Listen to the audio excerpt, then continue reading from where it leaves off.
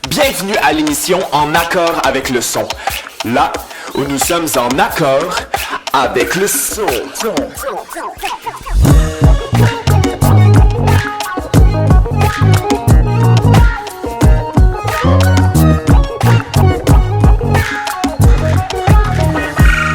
Cette semaine, il me fait un immense plaisir de recevoir l'artiste que je m'apprête à vous présenter.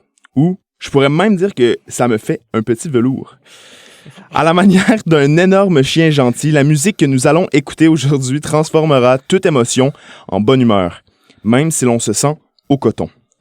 Cette musique québécoise pure, laine, prend racine dans des thèmes parfois nostalgiques, parfois absurdes, à l'aide de mélodies accrocheuses qui, à pas de velours, viennent tisser leur nid dans le cœur de la personne qui lui tend l'oreille. Donc, sans plus tarder, mesdames et messieurs, veuillez accueillir, comme il se doit, Raphaël Pépin-Tanguay du projet Velours. Yeah! Comment merci. ça va? Ça va super bien, toi. Oui, ça va super. Yeah. Merci beaucoup d'être avec moi aujourd'hui. Je l'apprécie énormément. Ça fait plaisir. Tu as fait paraître ton premier EP qui s'appelle Fauve en 2022, puis 2 excellents singles en 2023. Ouais. Les singles, ça s'appelle L'énorme chien très gentil. Je faisais une petite référence dans l'introduction. Puis tu as aussi fait paraître plus récemment le single Toujours. Mais je voulais savoir, avant de commencer à publier ta musique comme ça, comment t'es venu le désir de composer de la musique? Moi, ça fait depuis que je suis vraiment, vraiment jeune que dans ma famille, on va voir des shows. J'ai commencé à jouer de la guitare aussi comme vraiment jeune. Ça a toujours été de quoi de familial, en fait, d'aller voir des shows, d'écouter de la musique québécoise puis tout. On allait dans les festivals. Fait que à un très jeune âge. Ouais, exact. Ah ouais, wow. Fait qu'à un très jeune âge, j'ai été mis en contact comme avec ça. Puis avec le métier d'auteur-compositeur, pour moi, ça a comme toujours été de quoi qui existait, tu sais, qui faisait partie de l'environnement de ce qui se pouvait, dans le fond, dans ma vie. Puis, à un moment donné, j'étais comme, tu sais, dans le fond, de la musique, c'est pas mal ça que j'aime, dans le fond. Ouais. Ça peut être une vraie job, je vais le faire. Je commençais à écrire des tunes quand j'étais au camp chanson de Petite-Vallée. Quand j'étais ado, il y a des séjours pour auteur-compositeur. C'est où donc ça, Petite-Vallée? Petite-Vallée, c'est genre, c'est loin, là, quand même, en Gaspésie. T'es passé la Haute-Gaspésie avant la côte de Gaspé. OK. Ouais. Genre de petite retraite création? Ouais, c'est ça, exact. Ben, ils ont plein de séjours comme pour les jeunes entre 8 puis 17 d'interprétation, d'écriture de chansons. Moi, j'ai écrit mes premières tunes là-bas. Puis après ça, ben, j'ai comme jamais arrêté. Quand j'étais arrivé au cégep à Montréal, puis j'habitais à Trois-Rivières avant, j'avais déjà ce désir-là de comme monter mon band, faire jouer mes tunes, de commencer à voir comment j'allais commencer à faire ça. Puis j'avais déjà rencontré ma merveilleuse gérante, Flavie, qui est comme était un... Tu l'avais rencontré avant le cégep, même? Ouais, je l'avais rencontré à Petite-Vallée, justement. Ça fait depuis que je suis tout petit que je vais au festival, moi. Puis elle est débarquée comme une année pour tourner un documentaire. Puis ça a cliqué. Ça a juste cliqué. Voilà. Ouais, exact. C'est incroyable, ça. Ouais. Puis quand tu parles de festival, que tu y allais avec ta famille et tout, c'est des festivals à Trois-Rivières ou c'était comme plus en Gaspésie, Montréal? Même pas. Il y avait le Festivois à Trois-Rivières, mais je suis jamais vraiment allé vu que ça tombait tout le temps en même temps que Petite-Vallée. Moi, je viens d'une famille gaspésienne. J'ai grandi en Gaspésie aussi un peu. Fait que c'était comme toujours notre truc d'aller au festival à Petite-Vallée pendant l'été. Puis sinon... il fut un temps où on allait au Franco aussi, puis tout, quand on allait à Montréal, puis tout, ouais. Wow. Puis ton band, tu l'as-tu formé quand t'es arrivé au cégep? Ouais. C'est-tu là que t'as trouvé comme tes musiciens? Ouais, exact. Ben, j'ai mon ami Flo, qui est choriste puis violoniste dans le band, on se connaît du secondaire. Les deux, on a fait le saut à Montréal presque en même temps, ensemble. Puis sinon, Davy, mon drummer, Étienne, le clavieriste, Erika, ma bassiste, c'est tout du monde que j'ai rencontré au cégep. Puis Phil, mon guitariste, c'est le copain de Flavie. Okay. Fait que c'est très familial, amical, tout ça. Ouais. Nice. Puis est-ce que c'est avec ce monde-là que t'enregistres puis que tu te vois dans plusieurs années aussi? Ben là, c'est ça. Là, on s'en va faire notre premier album là, bientôt. Tout le monde en gang. C'est un très bon band de show, un très bon band de studio. On a quand même on a de la facilité à travailler ensemble. On s'écoute, on essaie des trucs. Puis pour moi, c'est un environnement vraiment confortable de le faire avec eux autres. Il y a l'école de pensée aussi de faire son album avec d'autres mondes, d'engager du monde avec qui tu as envie de jouer depuis longtemps, puis tout, puis ton band de show, c'est autre chose, mettons. Mais je sais pas, pour moi, c'est comme c'est un beau symbole pour le band de faire notre premier album ensemble. Parce que pour le EP, c'était pas Étienne qui jouait les claviers parce qu'il s'était blessé à ses deux mains. Puis, pas pratique. Ouais, c'est ça. Puis Erika était pas encore dans le band. On avait un autre bassiste qui était aussi un ami de cégep qui s'est redirigé vers autre chose que la musique. Mais ouais, fait que c'est comme notre premier gros projet d'enregistrement ensemble, les 6. Puis ouais, on va travailler avec avec notre réalisateur des 2 derniers singles aussi, puis tout. Fait que c'est ça. C'était comme pour sceller ce destin-là de band. Ouais. C'est un peu old school aussi, tu sais, de comme avoir ton band, genre studio et, tu sais, comme en show. Tu sais, c'est très old school. Ça a une saveur à ça aussi. Ben, c'est ça. Ça développe une chimie aussi, j'imagine. Ouais. Puis c'est fucking important pour moi qu'on la ressente, cette chimie-là, 100%. dans les tunes, puis dans le projet, tu sais. Fait que c'est juste cohérent pour moi de garder ce band-là pour l'enregistrement aussi. Ouais. Puis comment que ça se passe, la composition de tes compos? C'est-tu toi qui arrives comme en pratique avec des compos, tu sais, t'as comme les accords, peut-être comme la mélodie puis les textes, puis genre, il y a comme créer des arrangements ensemble, c'est une autre recette? Ben la tune, quand je l'amène au band, est toujours pas mal finale, tu sais. Okay. Une fois que je leur présente, c'est rare que je vais changer des trucs dans les paroles, dans la forme. Tu sais, il y a peut-être des nouveaux trucs mélodiques qui peuvent arriver dans la création de l'arrangement, mais d'habitude, le big picture de la tune, il est vraiment là. Tu sais, même pour des tunes plus longues, plus prog, un peu plus compliquées, mettons. J'ai quand même une bonne idée de ce que j'ai envie que ça donne dans ma tête, mais ça reste que il y a des trucs Erika est bien meilleure que moi pour créer une baseline, là, mettons. Fait que on va en jaser tout le monde ensemble, on va essayer des trucs, puis on va faire OK, ça c'est le good thing, c'est ça que ça prend.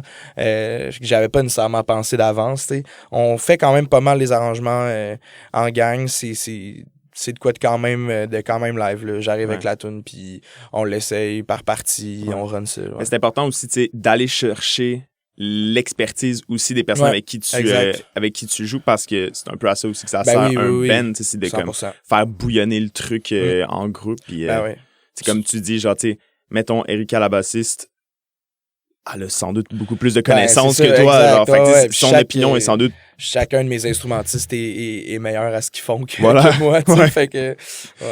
Là, on s'apprête à écouter 2 pièces de ton EP Fauve. On va commencer avec la pièce « Je t'aime » puis « Tournesol ». Je me demandais si tu avais comme... en fait, dans quel contexte ces pièces-là ont été composées? Qu'est-ce qui se cache derrière les textes ou derrière la composition de ces titres? Pour « Je t'aime », c'est une des premières tunes que j'ai composées. En fait, sur le EP, c'est la plus vieille. Est-ce que ça remonte à Petite-Vallée? Ouais, je l'ai composé à Petite-Vallée, en fait, mais c'était pas dans le cadre du camp, c'était plus tard, c'était en 2019. J'étais avec la gang du Mixbus. On avait enregistré de quoi dans le bus l'année d'avant, puis là, entre 2 sessions d'enregistrement, il y a Jacob qui me dit, Jacob qui est le gars du Mixbus, qui me dit, OK, dans le fond, on a 1h30 entre 2 sessions, il y a Étienne Fletcher qui va arriver plus tard, genre. Puis là, j'étais comme, OK, que j'ai envie d'enregistrer, je savais pas, j'avais pas de tune, j'avais juste comme un riff qui tournait en tête, genre, depuis quand même un bout, puis c'est le ta-da-da-da-na-na-na qui revient tout le temps dès le début de la tune. Puis là, j'étais comme, OK, on va la faire. Puis j'ai comme quand même improvisé un peu sur le spot cette tune-là parce que on était avec plein de monde qui était comme là pour jouer des instruments puis m'accompagner sur sa tune. Parenthèse, le Mixbus, c'était comme un studio sur roue, ouais, ça? Exact. Ouais. Ben là, le projet a pas mal évolué depuis, là, mais à la base, c'était vraiment... Il y avait juste un bus. À cette heure, ils sont rendus avec 3, puis ils faisaient des live sessions dans l'autobus. Okay. Des shows un peu... des shows comme nomades, là. Tu sais, le bus, des fois, il bouge pendant qu'il y a un show dessus. Puis, mais ouais, c'est ça. Puis à ce moment-là, c'était pas encore... il n'y avait pas connu l'essor encore qui ont aujourd'hui, mais ouais, c'est ça. C'était vraiment un truc de live session, puis on avait fait ça tac, en 1h30, la tune était composée, enregistrée, arrangée, avec tout le monde qui est là. C'est jamais sorti finalement, le live session. Fait que la première version de cette tune-là n'existe pas nulle part, à part peut-être d'un disque dur à Jacob Pisa, mais ouais, c'est ça. Fait que ça a comme. Ça a parti de ça, puis j'y ai pas tant retouché depuis ça. Puis sinon, pour Tournesol, c'était ça aussi, j'étais en Gaspésie, j'étais retourné chez mes parents pendant la COVID.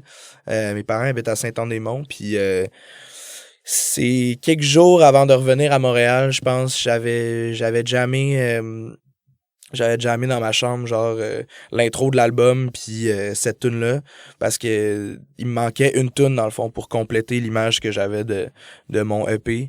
Puis il y a comme ça qui a fini par sortir. T'sais. Tout ce que je dis dans la tune, c'est pas mal ça que je vivais. En fait, je me transportais comme vers la ville un peu. J'étais là en campagne, puis c'était vraiment ça. Là, je me lève avec le soleil. Puis tout, c'est comme quand je suis retourné à Montréal, on est vraiment parti comme au lever du soleil avec le chant des oiseaux. Puis tout, fait que c'est comme... C'était comme un peu une prémonition, un peu. J'ai écrit la tune, puis là, le matin que je suis parti, je suis comme, Chris, je suis dans ma tune. Ouais, il y a du potentiel. Ouais, mais il y a l'air d'avoir quelque chose dans l'air salin de la Gaspésie, je sais pas trop. J'ai l'impression que toutes les personnes, les artistes qui vont là-bas ou qui viennent de là ont comme cette façon un peu de comme genre absorber genre pas la création, l'inspiration puis la déployer en création. Je trouve ça fascinant. Il y a comme un genre de plénitude là, quand t'arrives là-bas, là, c'est bien smooth là, il y a pas de presse, il y a la mer, il y a comme tout qui est grand puis en même temps tu vis comme simplement, tu sais. Fait que il y a de quoi de beau puis reposant puis d'aérant pour l'esprit aussi. J'imagine que ça, c'est pertinent pour la création. Ouais. Ben, on va y aller tout de suite avec l'écoute de 2 pièces du EP Fauve de Velours. Donc, on va commencer avec la pièce Je t'aime puis Tournesol. Bonne écoute. On est de retour. On vient d'écouter la pièce Je t'aime et Tournesol du EP Fauve de Velours. Toi, ton EP Fauve, il a été co-réalisé par quand même un pilier de la musique franco-québécoise, a.k.a. Philippe Braque. Yeah. Je me demandais comment tu l'as rencontré, Philippe Braque. Braque, on s'était rencontrés... La première fois qu'on s'est jasé, c'était au Pan québécois de secondaire en spectacle. Quand j'étais en secondaire 4, il était là pour donner des formations puis tout.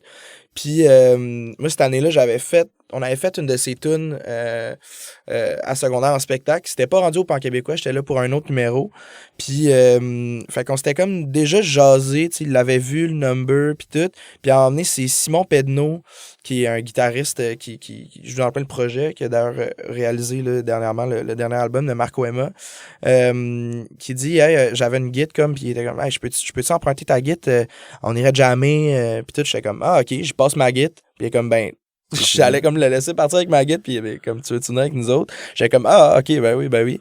Turns out on est là à jammer avec Braque puis tout, puis ça a full cliqué, on a plein de références communes de tunes, il y a des tunes qui collaient, qui étaient comme ah, y a-tu quelqu'un qui sait jouer celle-là, des fois je savais à jouer ou ben j'étais capable de chanter dessus. Ouais. Simon il a joué puis tout, fait qu'il y a comme ça qui s'est installé. Le lendemain j'étais dans sa formation, puis ça a comme continué, je sais pas, on t'a mis sur Facebook, puis je sais pas trop comment ça qu'on a continué à jaser, mais j'étais retourné le voir en show à Shawinigan, puis quand j'étais arrivé à Montréal, il a fait le show Chier, qui était comme son dernier show avant son départ, qui était au Fouf, puis moi j'étais comme... En fait, c'était pas annoncé au Fouf au départ. Il avait annoncé ça au Club Soda. Je trouvais ça bizarre qu'il était comme spécifié 18 ans et plus, sa carte puis tout. Moi, j'avais 16 ans à l'époque.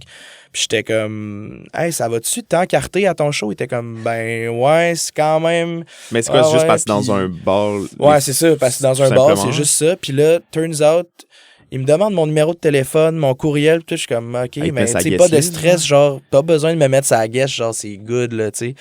Puis après ça, j'ai reçu un appel. Il m'a comme appelé plein de fois pendant que j'étais dans une pratique d'impro. Moi, je voyais comme Gab Desjardins, la controverse, genre sur mon sel. Puis là, je rappelle, c'est Braque qui est comme tu veux-tu chanter sur mon show? Tu voulais des enfants? Puis tout, j'étais comme ben, OK. Avec plaisir, en fait. What the fuck? Fait que, ouais, je me suis pointé au Fouf ce jour-là, puis on a fait Tu voulais des enfants, moi, puis une autre amie que j'ai recroisée au cégep qui connaissait Braque aussi. Fait que Ouais, c'est comme de là que c'est starté. Quand est venue l'idée du EP, on cherchait comme quelqu'un un genre de mentor, puis tout, finalement, Braque a accepté, puis il est tombé dans Réal avec nous autres. Il est venu enregistrer, puis tout. Fait que... Ça a été quoi, lui, son apport dans la réalisation, la co-réalisation de ce projet-là? Il y avait de quoi dans la direction quand même qui amenait dans le sens... Son expérience aussi, son expertise même, là, il est arrivé avec plein de micros, puis tout, puis il a comme des bonnes oreilles, là. C'est vraiment quelqu'un d'instinctif, puis c'est quand même ça que ça prenait, genre un regard extérieur qui est comme quand même là pour donner un bon cadre.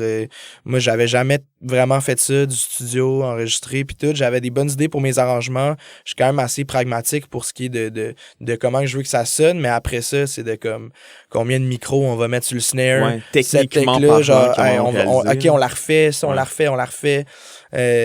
Puis ouais, il a vraiment donné des bons cues. Ça a vraiment été un bon... un bon acolyte, quoi. On a réussi à rentrer au Dendurant aussi grâce à lui, travailler avec Guylain Chartrain, qui nous a ouvert les portes du studio, puis qui a fini par mixer avec nous autres aussi. Wow. Fait que, ouais, ça a été surtout pour la direction, les connexions, puis l'expertise, ouais. Puis penses-tu continuer à collaborer avec lui sur des projets de composition? Ouais, ben là, en ce moment, je suis dans je continue comme à créer là, mon album. Là, on s'en va l'enregistrer bientôt. Braque est encore dans le portrait. Cool. J'étais allé chez eux au début de l'automne pour comme faire un point sur ce que j'avais déjà, puis tout. Puis je sais qu'il est toujours là chez j'ai des trucs à y pitcher, puis des conseils à y demander ou quelque chose, mais ouais. Ça va rester un allié là-dedans, je pense. Ouais. Ben, c'est aussi d'avoir comme l'avis externe de quelqu'un qui fait ça depuis longtemps, puis qui fait bien ça aussi depuis longtemps. Puis que j'ai quand même un rapport similaire que lui à beaucoup de choses qui a trait à la composition, dans juste le vibe dans lequel on fait certaines affaires. Moi aussi, je suis quand même assez instinctif, puis j'ai besoin qu'il y ait des choses qui se passent comme dans le là, dans le maintenant, tu sais. Fait que, ouais, on se ressemble sur beaucoup de choses là-dessus. Puis là, actuellement, tu fais en fait ces premières parties pour... Ben, tu faisais et tu continues à faire les premières parties pour ces spectacles. Ça doit être quand même quelque chose d'assez magique de l'accompagner de ce retour sur scène-là. Ouais. Tu le vis comment, ça, le fait de partager la scène avec lui?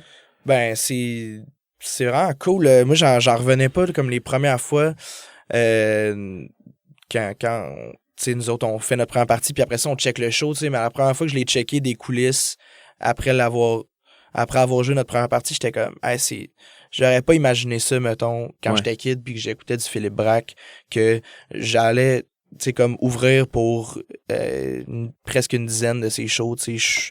J'ai trouvé ça assez capoté. Quand même, c'est émouvant aussi pour moi, puis pour Flo aussi, qui m'accompagne sur le stage. Ça fait longtemps, nous autres, que on a bondé au début de notre amitié quand même sur la musique qu'on écoutait, dont du Philippe Braque, tu sais. Fait que il y a comme une couche de plus que juste faire une première partie d'un bon artiste dans une bonne salle, tu sais. Il y a comme j'ai un rapport quand même assez personnel avec ça. Je trouve ça assez... je suis vraiment ému de faire ça, puis c'est un tabarouette de bons shows pour ceux qui ont pas eu la chance de le voir encore, là. Ça continue à rouler, ce spectacle-là. Ouais. Toute l'année, là, encore, je pense. Nous autres, là, au moment où on enregistre, on va à Sherbrooke avec eux autres demain. Mais sinon, nous autres, il nous reste juste le 10 mai à Terrebonne, puis après ça, on les lâche. Mais ouais, c'est ça. Un tabarouette de show, c'est vraiment un beau band, un band uni, qui est le fun, qui ont été vraiment super accueillants puis généreux avec nous autres aussi. Fait que, Quelle belle expérience. Puis, toi, Velours en spectacle, comment tu le décrirais? C'est quoi l'énergie que tu essaies d'amener au public? Je pense que il y a de quoi de... Tu viens voir un show, il y a de quoi qui est quand même vraiment pour avoir du fun, là, tu sais. Il y a des tunes qui brassent, puis on se donne pour que ça brasse. J'aime ça quand le monde, ils peuvent danser dans nos salles. Le monde, ils chantent aussi, ils connaissent bien les tunes, là, à chaque fois que j'ai comme du monde qui chante dans la salle, ça me surprend tout le temps à quel point sont nombreuses qui connaissent les paroles. Fait qu'il y a comme de quoi de vraiment décomplexé où le show il appartient comme à tout le monde, là, tu sais, tout le monde fait un peu ce qu'ils veulent, on va chanter ensemble, on va danser ensemble.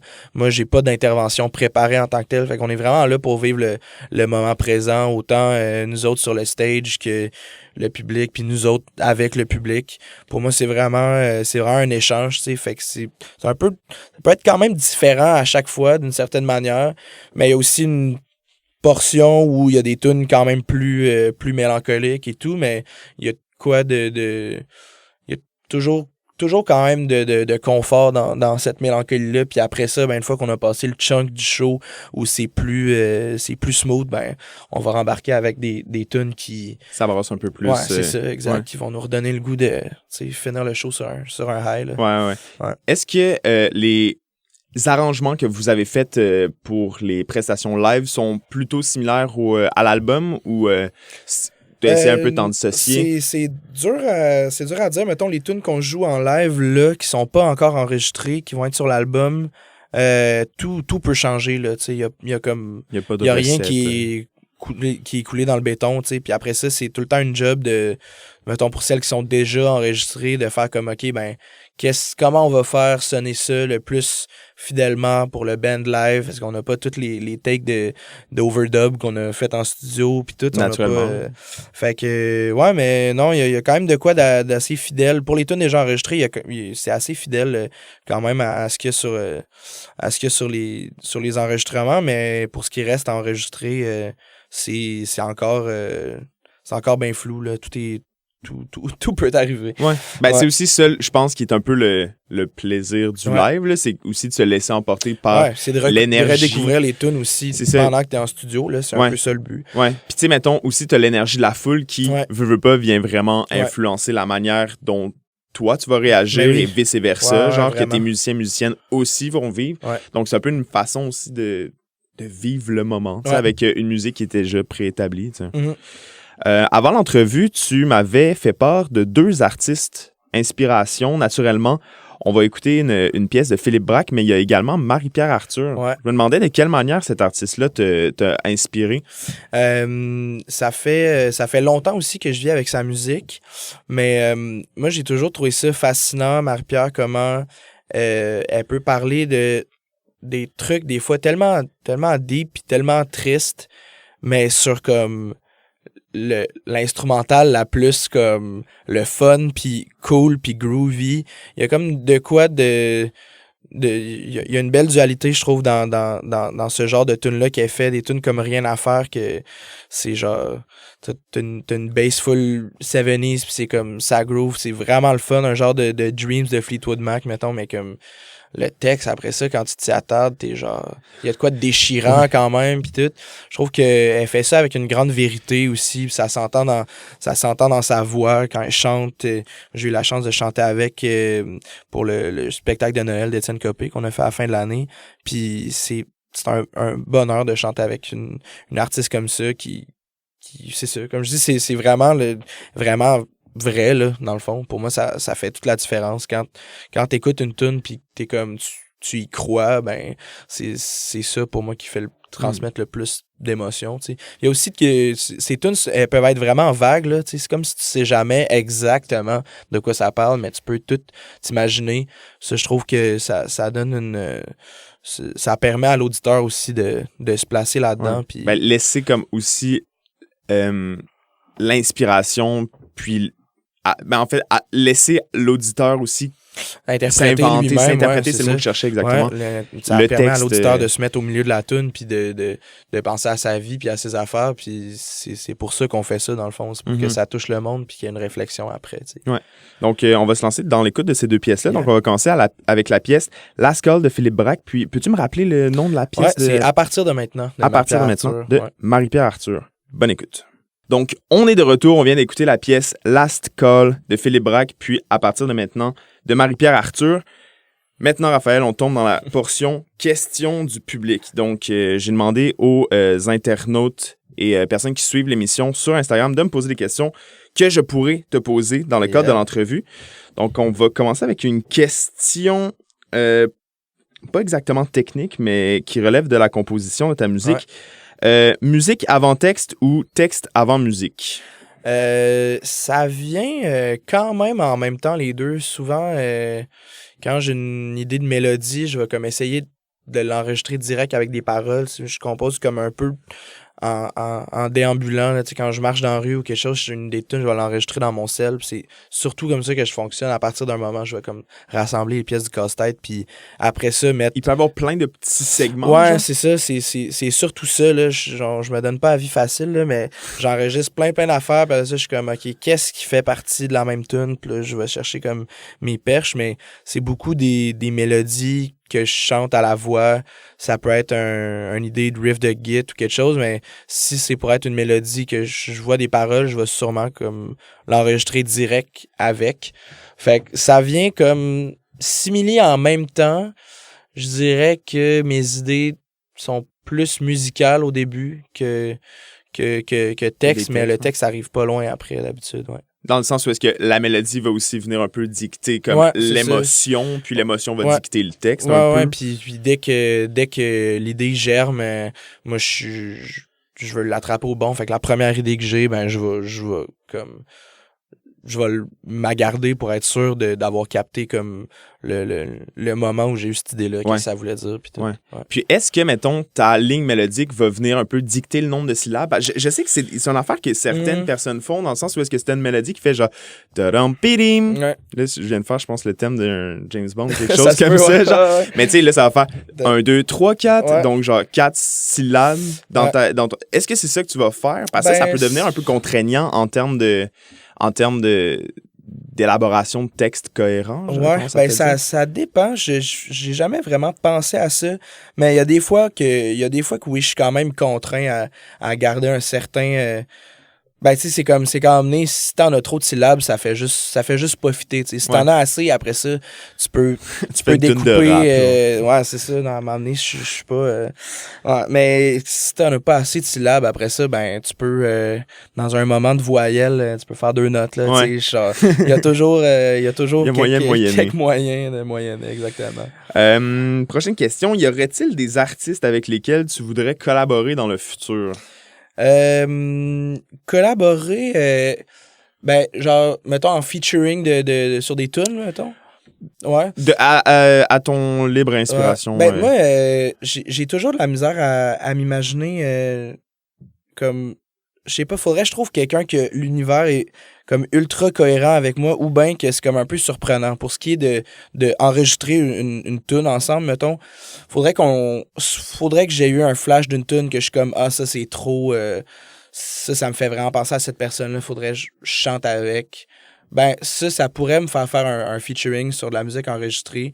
Je suis down de participer sur des projets de plein de monde, mais je suis fan d'avoir des gens sur les shows, mettons, avec ce que j'ai fait au Ballon Bleu, mettons, l'année passée, pas mal à pareille date. Ben, j'ai chanté avec comme 7 personnes différentes à Montréal, puis 5 à Québec, puis j'adore ça, chanter avec le monde. Ça, c'est dans le contexte d'un de tes spectacles? Ouais, c'est un concept qu'on avait fait, grosse soirée thématique, gros show monté, mis en scène avec plein d'artistes invités. Il y avait Vanille, Alex Burger, Allo Fantôme, Étienne Dufresne, Belly, Mantis... my God, il y avait tellement de monde ce show-là. Rose a été là 2 fois aussi. Lou Adriane, Valence, Charlotte Brousseau, Narcisse. Ça a comme été une christie de grosse palette de monde avec qui j'ai adoré chanter. Puis le plus possible que je peux chanter avec du monde, moi je suis tellement content de ça, là, tu sais. De faire partie des bands aussi, j'aimerais ça plus. Je suis dans le band à Étienne Copé, puis c'est tellement le fun de comme chanter les chansons des autres aussi, là, des fois, tu sais. Je pense que s'il y a de quoi, je serais plus du genre à aller collaborer sur la tune de quelqu'un d'autre que moi d'initier une collaboration. Pour ce qui est des enregistrements surtout, parce que, je sais pas, j'ai envie de me sortir un peu de mon truc, des fois. Ben aussi, je pense que tu te prends un peu moins la tête quand c'est comme le travail de quelqu'un d'autre. Tu te laisses un peu plus dicter comme c'est quoi la vibe de l'autre personne. Puis tu t'accompagnes, là, tu sais. Fait que, j'adore faire ça. La question un peu technique. Est-ce que c'est à la suite des Francouvertes que tu as signé chez Bon Bon Bon? Bon Bon, qui est ton label, qui est mon label, ouais. Ben, ça faisait un bout qu'on en parlait. Moi, c'est sûr qu'au moment où je me suis inscrit je me suis inscrit aux Francouvertes, on était déjà en train de magasiner pour les labels. Notre annonce de Francouvertes a fait que les labels intéressés ont voulu clarifier leur intérêt avant qu'on s'inscrive, tu sais. Fait que... OK, à partir de l'inscription, les labels ont comme genre zioté le truc en mode genre préalable. Ouais, ben en fait, c'est ça. Quand ça a été annoncé qu'on les faisait, les Francouvertes, ben le monde qui était déjà intéressé, ils voulaient confirmer leur intérêt avant qu'on joue parce que tu peux signer. Je sais pas à partir de quel moment exactement tu peux signer, mais je pense qu'une fois que tu as fait la ronde préliminaire, mettons, tu peux être signé en label ou de quoi de même. Puis nous autres, on avait rencontré 2 labels avant de faire notre ronde préliminaire, dont Bon Bon Bon. Ça fait longtemps qu'on travaille avec eux autres quand même. Ça fait depuis l'été 2022 qu'on est en production de spectacle puis en booking avec eux autres. Puis ça a comme... À mesure qu'on travaille avec eux autres, ils sont tout le temps comme... Ils étaient genre... Ah, ce serait cool quand même de l'avoir sur le roster d'album puis tout. Puis là, à chaque fois, ils en parlaient à Flavie puis moi quand on était quelque part puis là, qu'on croisait Alex ou Tommy qui sont les label managers puis tout. Puis finalement, ils étaient comme... Hey, on va pas laisser cette chance-là passer. Nous autres, on est down de travailler avec vous autres. On vous aime full. Puis nous autres, on était comme, oui, on vous aime full. Puis on a un deal vraiment cool avec eux autres. C'est vraiment... on a vraiment une relation de confiance. Puis j'aurais pas pu demander mieux, je pense, pour le début de mon projet. T'as donc signé avec eux avant les Francouvertes? Après, parce que j'avais pas le droit de signer avant. OK. Ouais. Okay. Ben, on savait avant de jouer notre ronde préliminaire vers quoi on s'enlignait. Les documents n'étaient pas signés, mais quand on s'est inscrit aux Francouvertes, il n'y avait pas de question de label encore. Là, c'est pas juste une technicalité, là, ça s'est vraiment fait organiquement. Je pense qu'on a rencontré le label la semaine avant là, de faire notre show. Fait que, ouais.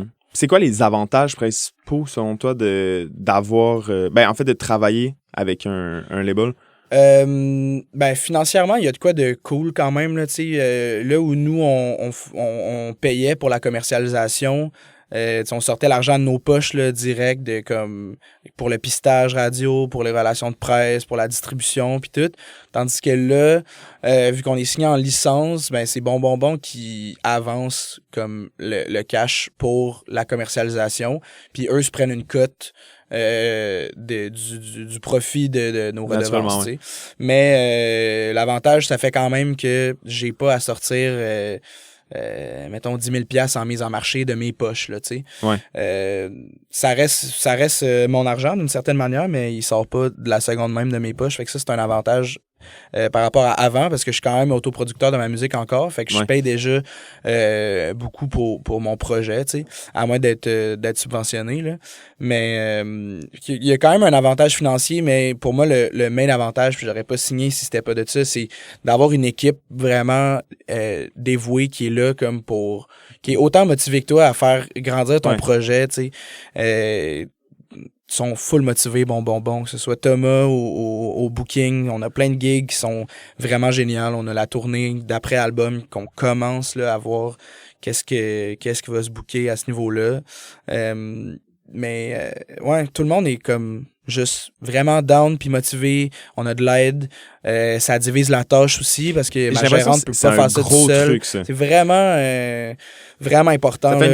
Ça enlève un gros poids sur les épaules par rapport à, tu sais, comme l'artiste en tant que tel a déjà tellement de travail à faire, mais en plus de ça, il y a tellement de tâches qui sont pas nécessairement connexes à la musique, genre qu'il faut que tu apprennes sur le tas, j'ai l'impression. Ouais. Ben là, ça fait que avant, quand il y avait juste moi puis Flavie, ma gérante, ben Flavie, elle faisait énormément de jobs, puis moi, je l'aidais comme un peu avec ça sur certains trucs. Mais là, ça fait que moi, je peux être full sur mon projet, ma création, sur la musique, puis tout. Puis juste travailler avec eux autres, puis tout l'administratif et tout, ben il est géré, puis ça permet à Flavie aussi d'être encore plus dans la conceptualisation puis dans la stratégie du projet avec moi, puis dans la création, elle aussi, vu qu'elle a pas comme tout le business à faire, mettons, là. Mm-hmm. Ouais. Pour quand le prochain album?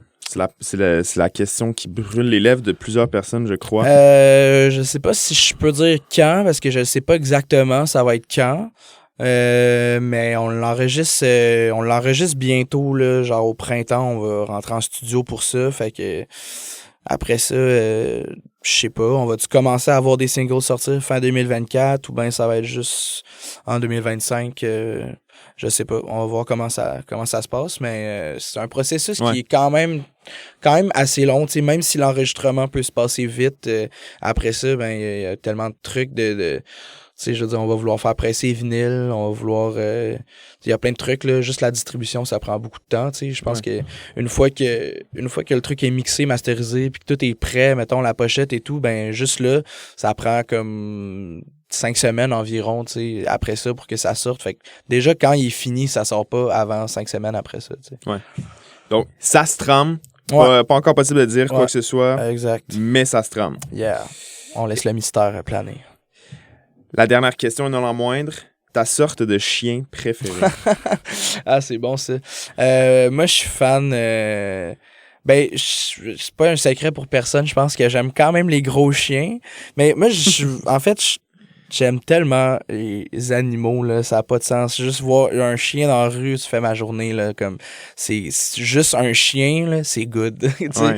Mais sorte de chien préféré, moi, j'aime bien c'est un beagle, genre, qu'on appelle ça. C'est comme, ils sont quand même petits, un peu courts sur pattes, quand même gros, genre, les grandes oreilles qui pendent, là, genre, macaroni tout garni, style, là. Les beagles, c'est les genres de chiens de chasse de canards. Ouais, c'est ça, là, ouais, exact, là, les chiens qui sentent, là. Ouais. Mais, ouais, eux autres, je les aime bien. Ça a l'air, ça pue des oreilles terribles comme chien. Ça pue des oreilles? Ouais. Ils ont les oreilles qui sont odorantes? Qui sentent. Je sais pas, okay.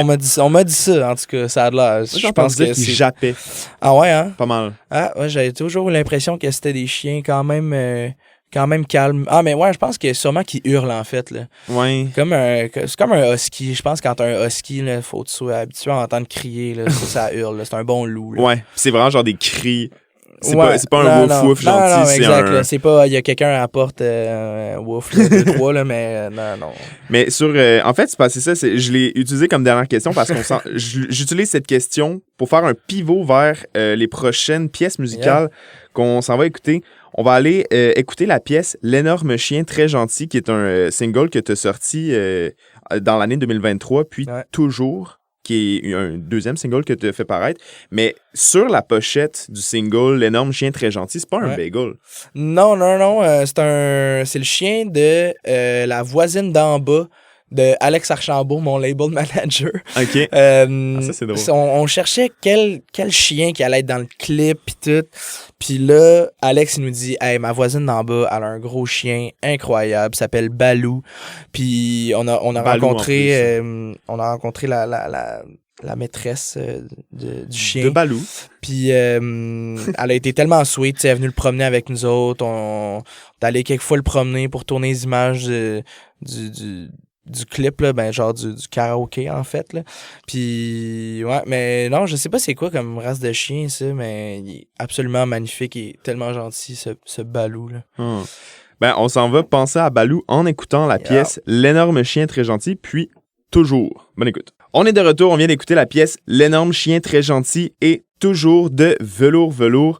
Raphaël, merci énormément d'avoir été ici ce matin avec moi. Peux-tu nous en dire davantage sur tes goals de l'année 2024?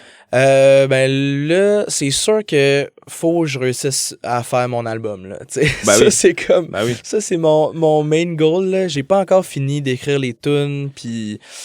c'est comme dans 1 mois et demi, là, peut-être qu'on rentre en studio. Fait que là, je commence à être un petit peu pressé, là, mais c'est ça. Je suis comme... Je suis dans ma démarche artistique, là, puis là, j'essaie de composer full. Fait que c'est ça va être c'est d'essayer de canaliser mon énergie vers de la créativité, de passer du temps un peu tout seul, là, peut-être pour être capable de faire ça. C'est un projet de quelle envergure? C'est un projet de quelle envergure, dans le sens en nombre de tunes, là? Un album, c'est quoi? C'est une dizaine de tunes, là, more or less, là. Fait que peut-être un peu moins, peut-être un peu plus. Sûrement des interludes, quelque chose. C'est dur pour moi de dire de quoi ça va avoir l'air, là, mais... C'est ça que t'envisages quand même. Ouais, c'est ça. De quoi de même, là? Gros truc quand même. Ouais, Tu ouais. sais, je pense qu'un album n'a pas nécessairement besoin d'avoir 10 pièces. Non, c'est Mais ça. 10 pièces, Il y a de quoi c'est quand même ouais. assez, c'est assez gros. Ouais, c'est ça. Mais j'ai comme envie que ce soit un bon chunk de musique, là, tu sais. Ouais. Puis Pas mal ça- de matériel aussi pour Ouais. faire les shows. Puis, Exact. Puis si ça peut durer une quarantaine de minutes comme album, je vais être bien content, là, tu sais. Il y a plein d'albums c'est comme rendu 30 minutes, là, un peu la norme de l'album. J'aime bien ça. C'est une belle durée, mais là, j'ai comme l'impression que j'ai quand même des longues tunes, puis je veux faire des... Je vais être capable de setter comme quand même un univers, puis j'ai comme l'impression que ça se peut que ça prenne du temps, mais je suis pas malheureux avec ça. J'aime ça, moi, quand même, les longs albums. Je suis quand même dans ceux qui sacralisent l'objet de l'album, mais ouais, fait que goal de l'année, c'est trouver ma rigueur et ma discipline dans ma composition, réussir à faire l'album. Ouais. Je veux lire plus de livres. Je pense que ça doit faire 1 an et demi, j'ai pas lu un livre. Ça donne l'inspiration fait que, aussi. Ouais, il y a ça aussi, puis je pense de cultiver l'affaire de la tranquillité dans le moment présent, puis tout, là, tu sais, j'ai comme genre un nouveau sel, là. Je passe tellement de temps là-dessus, ça n'a pas de bon sens. Ouais. Fait que je veux comme essayer de je sais pas, me pogner un genre de discipline de bien-être, là, quand même. Ouais. Mais écris tes goals, Ben, genre, tu sais, ouais, comme ça. chaque jour, ou genre, tu sais, comme au long terme, tu Ouais, t'écris comme c'est tes ça. trucs, puis genre, tu t'en tiens à ça. Ouais, je vais manifester bien gros aussi. Par contre, moi, j'avais remarqué, mettons, ton single de L'énorme chien très gentil, tu sais, Ouais. ça a quand même fait un boom, j'ai l'impression, cette chanson-là. Ouais. C'est en tout cas, sur Spotify, c'est ta track la plus populaire. C'est mon hit, là, si on peut dire. C'est un Penses-tu hit à que tu avoir. vas essayer? Tu sais, je veux dire, je trouve que ça détonne d'une certaine Ouais. façon un peu de la musique qu'on retrouve dans Fauve, Ouais. dans l'EP Fauve. Je me demandais, est-ce que tu penses essayer de te diriger un peu dans ce genre d'univers, pas humoristique, mais un peu comme... Ouais, un peu décalé. un peu décalé, ouais. Ben, pas vraiment. C'est pas là-dedans que je suis en ce moment, mais c'est comme de quoi qui existe quand même dans... tu peux pas le nier. Dans ce que je fais, là, tu sais, Ouais. dans le sens, mettons, l'énorme chien très gentil, c'est genre l'extrême de ce pan-là de ce que j'écris, ce que je compose, là, tu sais. Il y a quand même des fois de quoi d'un peu de quand même ludique ou d'auto-dérisoire, tu sais. Mais au final, pour moi, c'est pas nécessairement une toune drôle, là, tu sais, comme...